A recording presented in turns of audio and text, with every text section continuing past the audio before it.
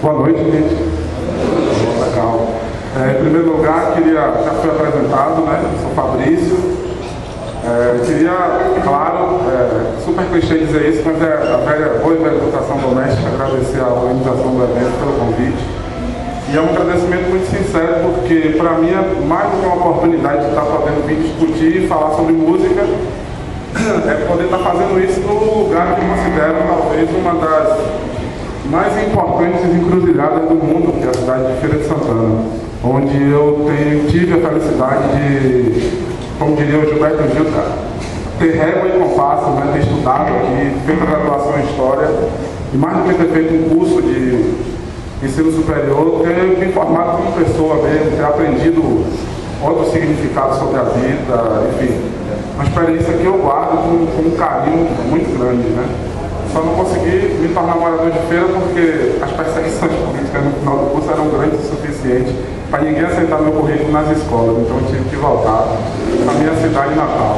Mas enfim, entre agradecimentos, Manuela, que foi a pessoa que mediou esse convite, quando ela me mandou assim, a primeira mensagem, né, ela só vou fazer um bate-papo e eu fiquei muito contente porque eu gosto desse tom do bate-papo mesmo. Sai um pouco da formalidade. E queria dizer, inclusive, que não sei se estou quebrando o protocolo, mas as intervenções, no meu entendimento, podem ser ao longo da fala, super tranquilo. Como ela comentou também, além de professor, atualmente sou professor da disciplina de História, atuo no Instituto Federal da Bahia, no campus de Simões Filho, e também, antes mesmo de professor, eu já era e ainda sou músico, né, também. Então estou nessa trincheira que são duas formas, no meu entendimento, de se enxergar a educação, né, que é a educação formal, escolar, e a educação pela arte. E na verdade hoje o que eu percebo é que a educação pela arte é que me formou muito mais do que as regras do método ali da universidade, porque a minha experiência na universidade ela foi muito intensa, academicamente, politicamente, mas sobretudo artisticamente, né? Também foi uma oportunidade de hoje. E eu fiquei muito tocado pelo tema. Deixa eu só molhar a palavra. Falar sobre música independente e políticas públicas. Eu também estou super ansioso para escutar a fala de John. Não tive a oportunidade de escutá-lo no processo de campanha e acho que ele vai falar muito melhor do que eu sobre políticas públicas. Então eu vou me conter a comentar, para trazer alguns comentários sobre o que eu considero que pode ser da importância que tem esse termo, esse conceito, esse jargão música independente, né? E a gente, quando fala em música independente, música alternativa, é interessante que eu não sou uma pessoa de muita idade, mas eu consigo notar que ao longo das últimas 2 décadas, quando você ouve o termo música independente, parece que ele mudou de significado de uma maneira muito forte.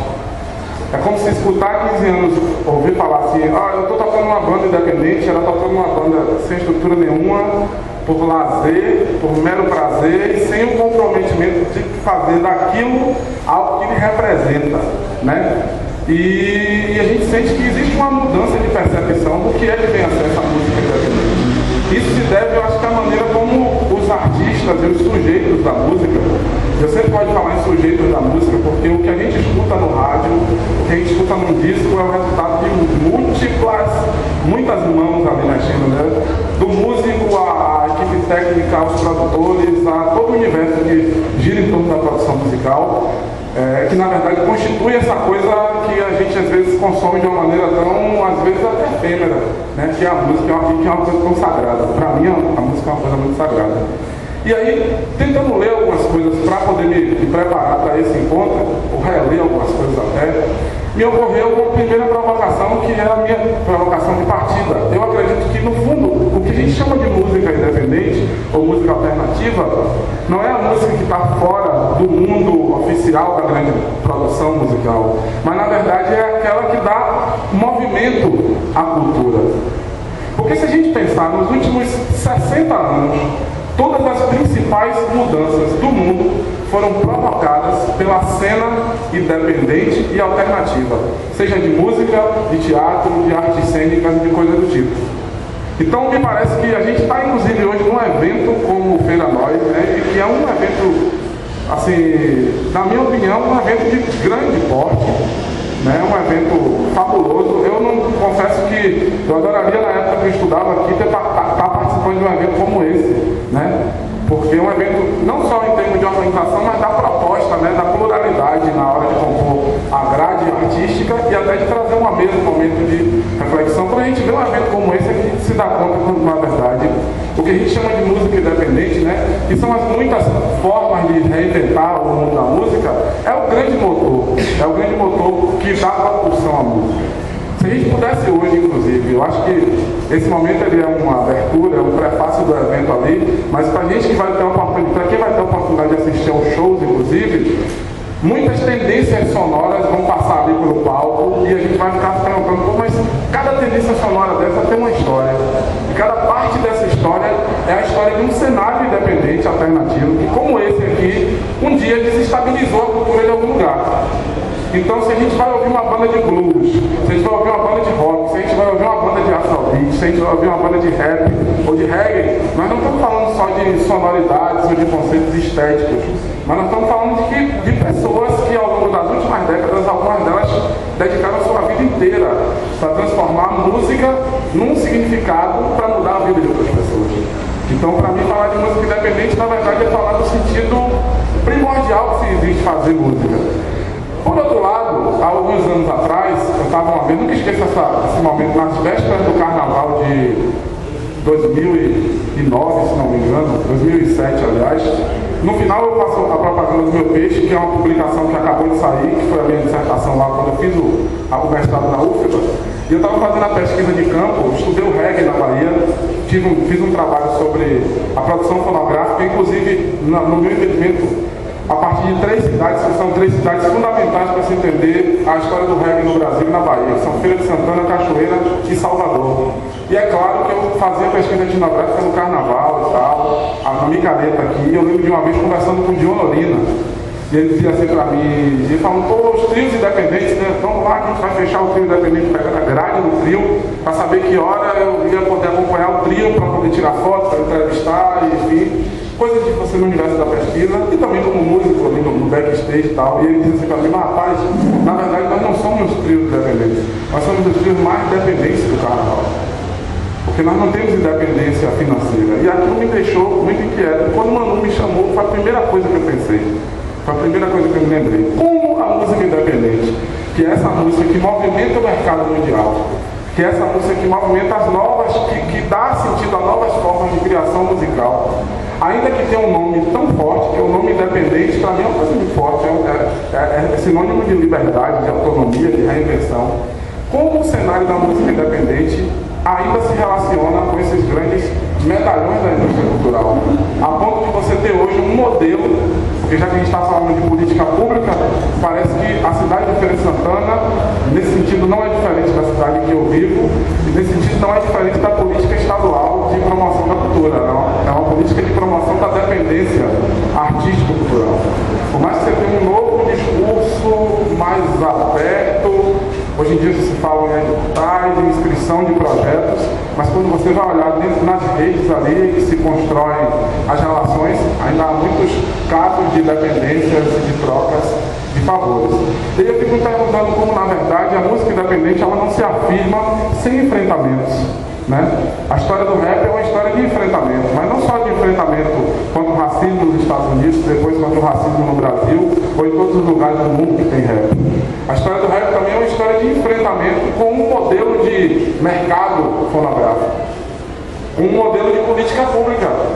Né? O rap, quando surge, o reggae também tem uma trajetória muito parecida, ele surge para confrontar uma maneira que existia de se fazer circular música, pior até, de garantir um espaço para que as diferentes expressões de música ou de outras formas de arte, né, se afirmassem. Então, me parece que, de certo modo, os gêneros musicais que a gente conhece hoje, eles são, na verdade, o resultado de uma batalha histórica muito grande. Então, se a gente está aqui hoje celebrando um evento profundamente plural, né, independente na sua concepção, né, que tem uma gestão independente, que tem um grupo que está pensando a construção do evento em si, significa que esse enfrentamento ele tem novos capítulos no dia de hoje.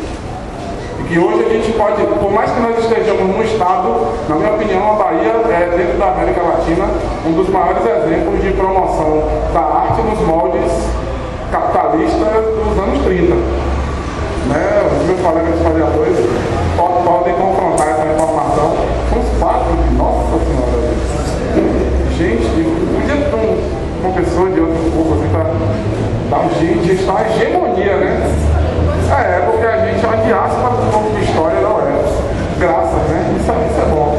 É bom demais. Agora que eu sou eu. Agora que a minha ficha caiu. Nós todos somos de história. Que alegria, né? E de gerações diferentes, eu da geração mais jovem. E, né? Pois é. Não vou falar de gerações porque tem outras pessoas aqui que vão ficar constrangidas. Aqui na plateia, né? Mas estão trabalhando até agora. Mas enfim. Quando a gente fala então que esse cenário da música alternativa hoje vive um novo momento de enfrentamento, significa que ela não é só alternativa porque propõe novos conteúdos, mas porque ela propõe uma maneira também alternativa de circulação.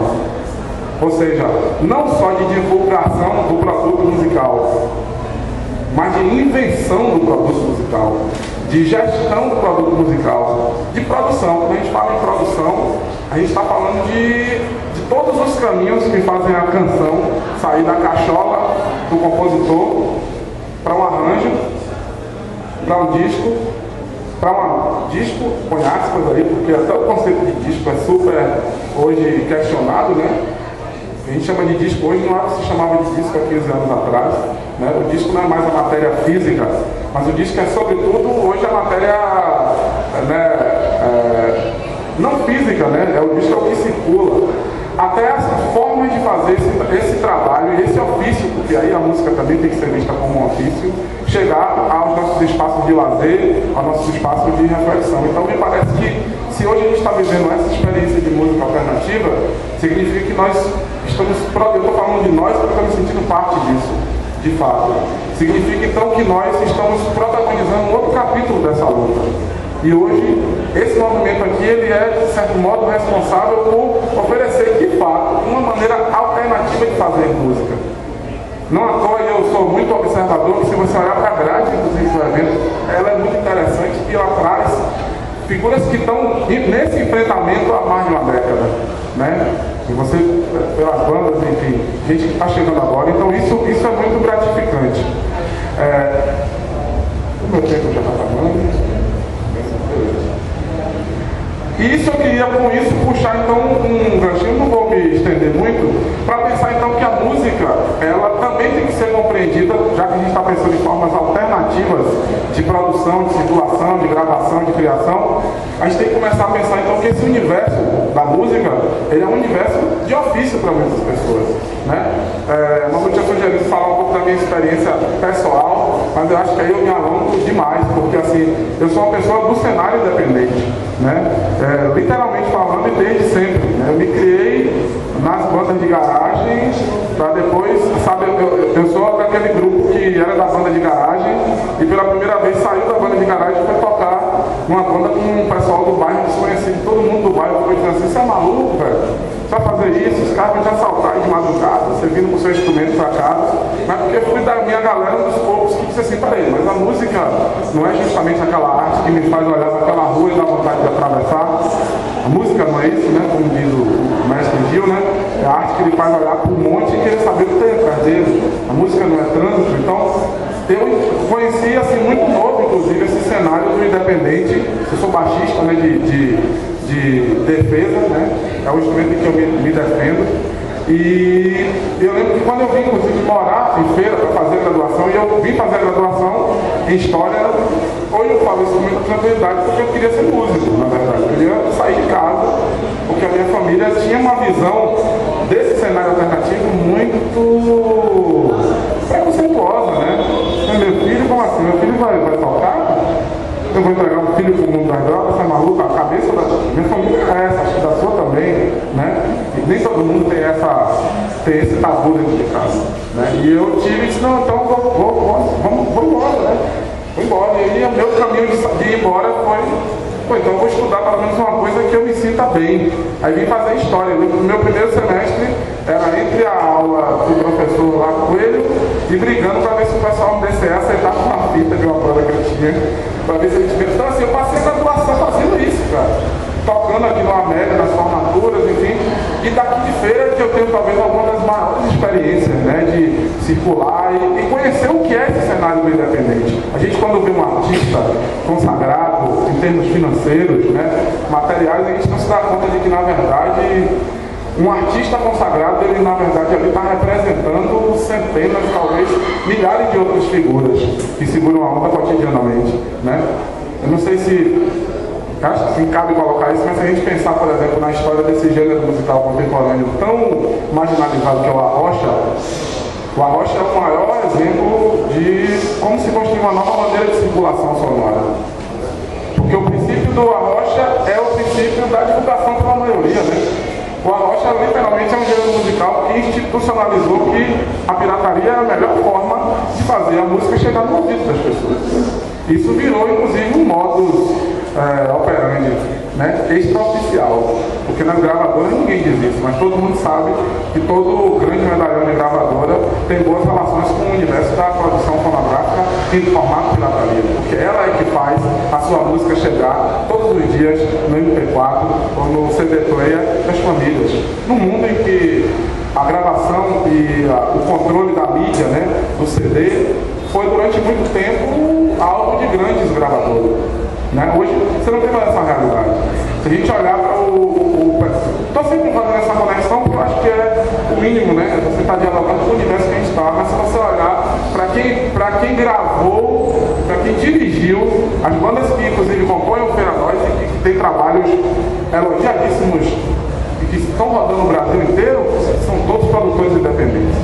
Que começaram com home studios e provavelmente tem estúdios próximos de suas residências, que são donos da sua própria maneira de produzir, e não é só porque as tecnologias tornaram isso possível, porque a tecnologia não anda, não fala, não tem perna, né? O cérebro eletrônico faz tudo, mas só eu posso falar quando eu estou triste, só eu posso pensar que eu desisto, né? Então, assim, a gente quer pensar que, na verdade, o mundo da música alternativa se apropriou muito bem do mundo desigual da indústria fonográfica. E essas alterações tecnológicas, elas na verdade acabaram criando novas possibilidades de produção da música. Por isso que novos sujeitos do mundo da música também vão surgir. Né? A história do rap é uma história do surgimento de novos sujeitos. Né? Não sei se alguém é DJ aqui na plateia. Tem alguém que seja DJ aqui na plateia, pode falar muito melhor do que eu, que não sou DJ. Mas se você tem um amigo ou uma amiga DJ, converse com essa pessoa sobre isso. É outra experiência musical. Né? Os DJs durante muito tempo foram relegados por nós músicos instrumentistas, como não músicos. Né? O DJ é aquele cara que abre a festa, não é músico. E quando você vai ver, na verdade, o DJ é talvez um dos novos músicos que surgiram depois do dub jamaicano, né? E depois nos anos 90 se tornou um formato que serve para todo mundo, né? Hoje eu estava vendo um dia num programa desses da grande TV que até as grandes bandas, toda grande banda hoje, assim, grande em termos de tamanho físico, se você olha a formação de uma grande banda, ela é uma aula de música alternativa. Porque a formação baixo, guitarra e bateria era uma herança do rock combo, né? Do modelo mais subversivo de fazer rock. E quando ele surgiu lá no passado, o Paulo de Tarso sabe disso, os medalhões da música, mas não pelo passado, porque você também estudou, pelo amor de Deus. Né? Os medalhões da música dizendo, mas como assim o cara vai fazer um som com baixo, guitarra e bateria? Como assim o cara criar um contrabaixo onde você toca as notas precisamente? Quando aquele modelo de fazer música compacto surgiu, ele foi odiado no mundo inteiro. Ele era música alternativa, era ralé de se fazer música, e o rock se tornou a partir desse formato. Isso para dar um exemplo. Então toda banda tem um baixo, uma guitarra, uma bateria, um pianista. Todas as bandas que têm grandes formações têm um set de percussão que reflete, com certeza, um lugar do mundo que é o Caribe e que é um pedaço da Bahia. Então se você abrir um DVD de Glória Estefan, ou de Michel Teló, ou de Alexandre Pires, você vai ver que o set de percussão reflete o cenário da música alternativa cubana, antilhana, depois baiana, depois angolana, por aí vai. E hoje até os DJs estão se incorporando. Então assim, por que isso tudo é importante? Você fala, qual é a importância? Estou entendendo, qual é a importância disso? Quer dizer, então, pela maneira como os caras organizam a banda, os caras estão ganhando muito dinheiro lá e estão explorando. Volto a dizer, o processo de afirmação da música alternativa é um processo de afirmação do conflito. E isso, para mim, que sou historiador da música, é a maneira de você visualizar as marcas desse conflito. Afinal de contas, o que faz a Bahia ser um dos maiores centros de concentração da riqueza a partir da música é justamente porque aqui a indústria fonográfica soube se apropriar, soube colocar a mão de maneira muito pesada naqueles gêneros musicais que melhor dialogavam com o grande público. E a gente vê o modelo, como por exemplo estava organizado na Micareta de Feira de Santana, que é um pocket do modelo do Carnaval de Salvador. E quando eu digo um pocket, eu não estou dizendo uma imitação. Porque não é uma imitação. As micaretas ao redor do Brasil, em Minas Gerais, não são imitações do Carnaval. É uma coisa muito mais séria. Imitar é quase que copiar. Elas são... existe um padrão, cara. Existe um modelo de fazer. Que inclusive é pautado em um princípio de segregação socio-racial, é pautado em um princípio de outras formas de segregação social. Né? E se você vê, ele é aplicável em qualquer lugar. Não é à toa que quem faz o grande empresariado que capitania esse tipo de festa aqui, capitania esse tipo de festa em outros lugares do Brasil. Porque é um modelo mesmo. É um modelo de organizar festa, é um modelo a partir do padrão musical que se toca, é um modelo, ou seja, é um modelo que agride toda e qualquer forma, independente ou alternativa de fazer música. É como se você chegasse numa festa que é a celebração do alternativo, que é a celebração da pluralidade e tirasse o centro disso, que é a própria pluralidade. E com isso eu não estou dizendo, não estou querendo agredir o gosto musical de ninguém. Né? Você vai dizer, mas eu gosto de ir para a Micareta atrás do Pinceripa, atrás do Ivete, atrás... E eu não tenho problema com o gosto de ninguém. Eu acho normal e bacana. Eu gosto de Silvano Salles e eu odeio quando alguém vem me tirar onda comigo por causa disso. Olha, Rasta, você gosta de Silvano Salles? Eu gosto e eu arrocho até eu botar no chão, porque eu acho que vai ver uma coisa genial e profunda. Eu acho isso. Eu me dou ao direito de achar isso. Claro que quando vem um medalhão como Gilberto Gil acha, tem um monte de gente que começa a achar também. Porque é isso que esses caras pensavam do Rosacão lá nos anos 60.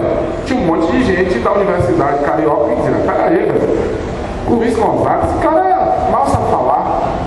E esses caras diziam, peraí, esse cara me toca muito profundamente. Então o que eu quero colocar com isso? No fundo, o debate não é sobre gosto. É você pensar que existem gêneros musicais, existem segmentos da produção musical, em particular na Bahia, não precisa sair do Brasil, nem da Bahia, nem da nossa cidade.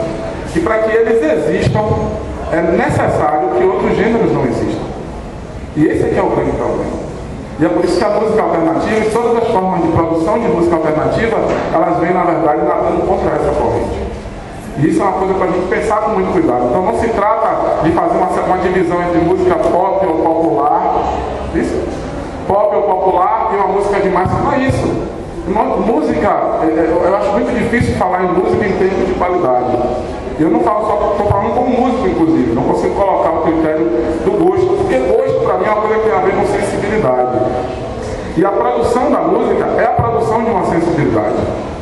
Quando eu estava fazendo a minha pesquisa de mestrado, terminando o texto, eu me lembro de ter escutado uma daquelas noites em que eu não aguentava mais escrever e não saía, escrever e não saía nada.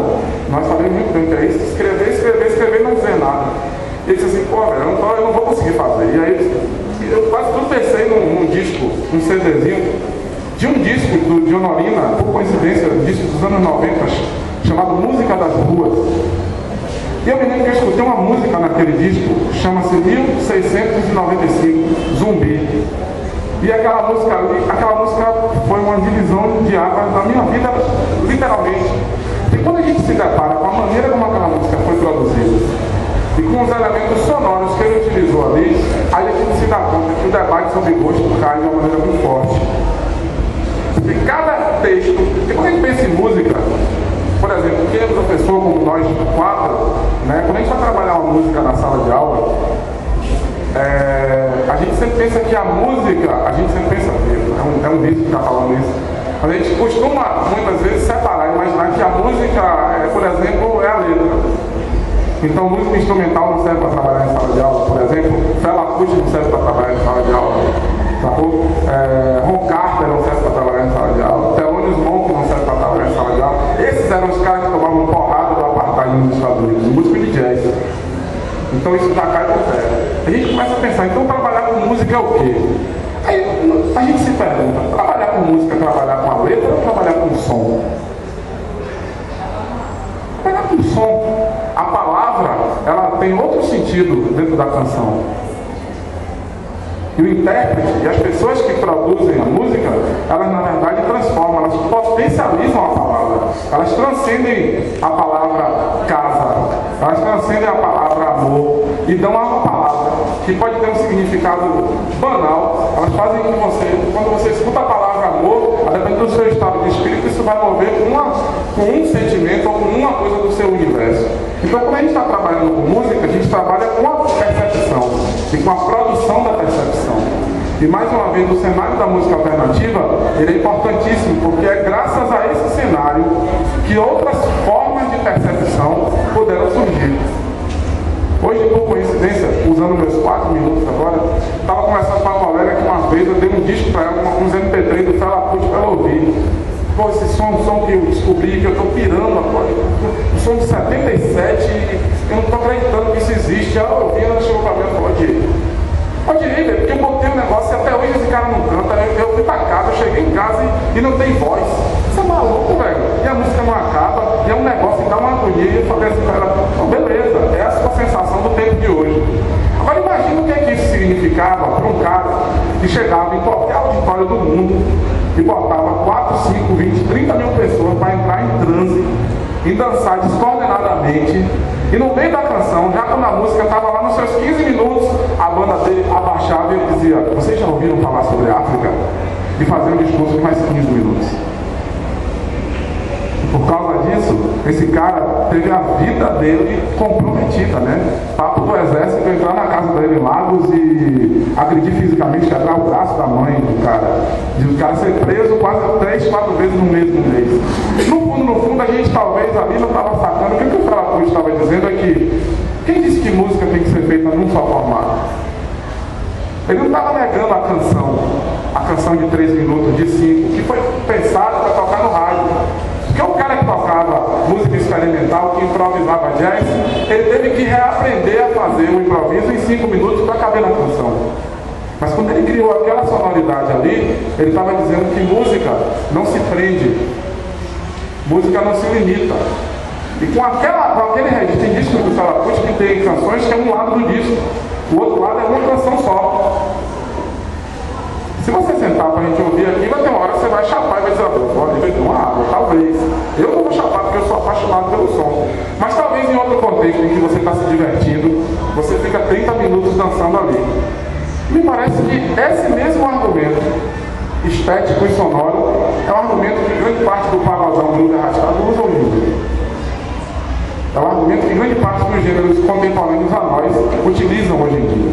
Então, não só não é uma invenção dos tempos de hoje, como é uma maneira ainda de se produzir música apostando naquilo que é plural. E é por isso que eu acho que pensar na cena do alternativo, para mim, vai ser sempre me surpreender. Porque a música do Brasil, que é uma música fundamentalmente alternativa e independente, mesmo sendo gravada no selo da Universal, para mim é um ato de rebeldia profundo ouvir Edson Gomes em 88. Por mais que tenha o selo da EMI ali, que é uma mega gravadora, que era toda do Jorge Davidson assinando o disco, mas o cara cantando esse sistema eu ouvi. Eu acho que muitas pessoas se sentiram mais vivas porque escutaram aquele som ali. Independente se a gravadora era EMI, se o dono da gravadora andava de Rolls Royce. Me parece que a música, ela soube fazer exatamente o que os nossos ancestrais souberam fazer na existência desse país, né? Que é subverter. Subverter por caminhos, às vezes, que eram insubvertíveis. Nós subvertemos a religião oficial. Nós subvertemos as artes sacras. Quantos não são os relatórios dos padres do Mosteiro São Bento questionando por que os anjos de José Teófilo de Jesus, que estão lá no topo da Catedral de São Paulo, por que os anjos desse cara não são alvos e cor-de-rosa como os anjos que são pintados na Europa? E anos depois descobriu que isso era uma técnica que José Teófilo usava para tornar a cor de pele do anjo um pouco mais escura, porque ele queria registrar que na terra em que eles viviam, a cara de Deus tinha outra cor. Saca? Então fazer arte, e aí música é o nosso tema de hoje, mas fazer arte é passear por esse processo. Eu agradeço pelo tempo, né, de fala, espero que a gente possa trocar ideias, espero ter trazido alguma reflexão. Só me permita, por favor, fazer a divulgação desse kit, que é o Sons da Bahia. São 3 livros que saíram pela editora Pinaúna. Na verdade, nós somos todos jovens autores de uma editora jovem, e um projeto que colocou as 3 dissertações em livro. Somos 3 colegas que fizemos mestrado juntos e que entramos nesse desafio de tornar nosso trabalho livre. Então, primeiro foi Ali Borges, chegou a hora dessa gente bronzear com mostrar seu valor, que é sobre Assis Valente, talvez um dos compositores mais importantes da década de 40. O segundo livro é o meu, chama-se Guerreiros do Terceiro Mundo, Identidades Negras na Música Reggae da Bahia. E eu tento compreender nos anos 80 e 90 como a música reggae foi fundamental para trazer um outro significado de negritude, que foi inclusive cristalizado no samba reggae e depois subaproveitado pela axé music, para não dizer sequenciado. E o terceiro livro de Bárbara Falcon, O Reggae de Cachoeira, a produção musical em um ponto atlântico, e é um livro também que estuda a música jamaicana na Bahia, afro-jamaicana, mas que dedica algumas linhas, em particular à experiência religiosa que essa música tem com os remanescentes, né, em linhas gerais. Para você ter esses livros, fisicamente eles foram doados para bibliotecas públicas, o F, não sei se é aqui também, mas você pode acessar www.sonsdabahia. Não precisa anotar o site, você bota Sons da Bahia no Google, vai aparecer e você pode fazer download desses e-books gratuitamente. Nem nós, nem ninguém estamos ganhando nada com isso, porque esse foi o acordo com a Fundação Cultural do Estado. Vocês publicam, a gente coloca livremente. E esses livros estão à disposição. Então acho que é uma boa também pensar, é um esforço, né? Pensar a música dentro do universo. Não pensem que nós somos canônicos dentro das universidades escrevendo sobre reggae, né? Muita gente toca o bico, muita gente dá risada, muita gente discrimina mesmo. Gêneros musicais que são importantes, né? Demais. Então, agradeço pela oportunidade, parabéns a vocês pela festa, né? Porque isso aqui é uma grande festa, né? Pelo evento. Eu já estou pensando que desculpa eu vou dar para poder ficar para assistir o show de amanhã, né? Desejo que o evento seja um evento que aconteça num clima de paz e de felicidade muito grande, né? E que ele se multiplique, né? Que ele ganhe outras edições, que a gente possa fazer disso um novo polo de produção de música alternativa, de música bacana, de música inventiva, né? E de mudança da vida da gente. Porque a música só serve para isso, né? Para fazer a vida da gente mudar, né? Muito obrigado, boa noite então.